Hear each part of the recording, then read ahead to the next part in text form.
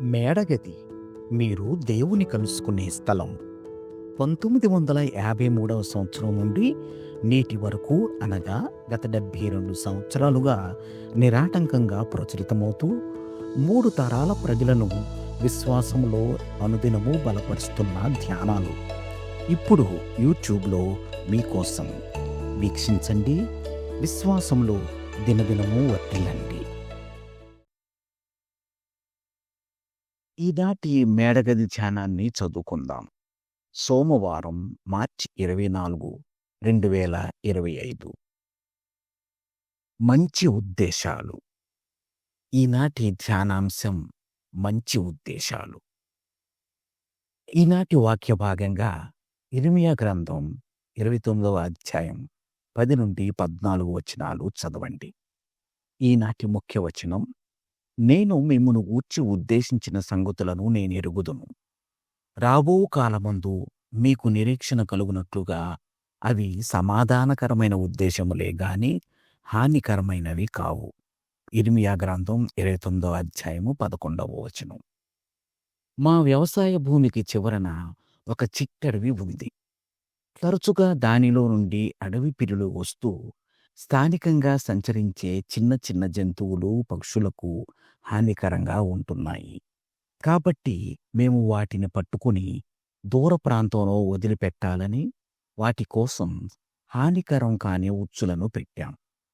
అయితే తరచుగా ఆ ఉచ్చుల్లో గోరింకలు వంటి పక్షులు, ముళ్ళపందులు వంటి చిన్న జంతువులు చిక్కుకొని మేము విడిపించే వరకు విలవిల్లాడిపోతాయి. ఒక ఉదయం ఒక బలమైన డ్రాగన్ ఉడుము ఉచ్చులో పడింది. నేను దాన్ని విడిపించడానికి దగ్గరకెళ్ళినప్పుడు అది తన నోరు పెద్దగా తెరిచి నన్ను కరవబోయింది.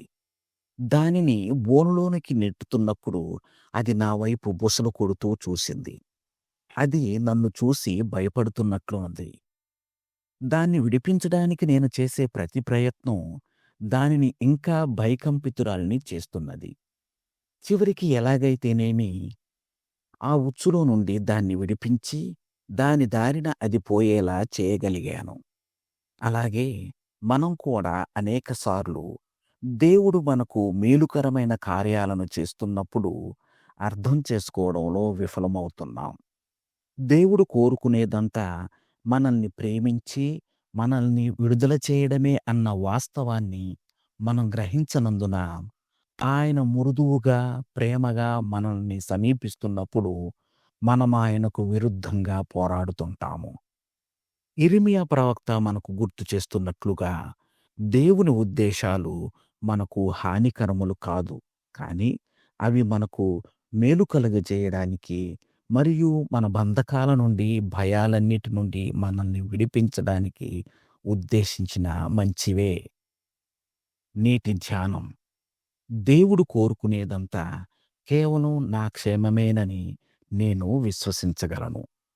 ప్రార్థన: దేవా, మా పట్ల మార్పులేని నీ ప్రేమకై కృతజ్ఞతలు.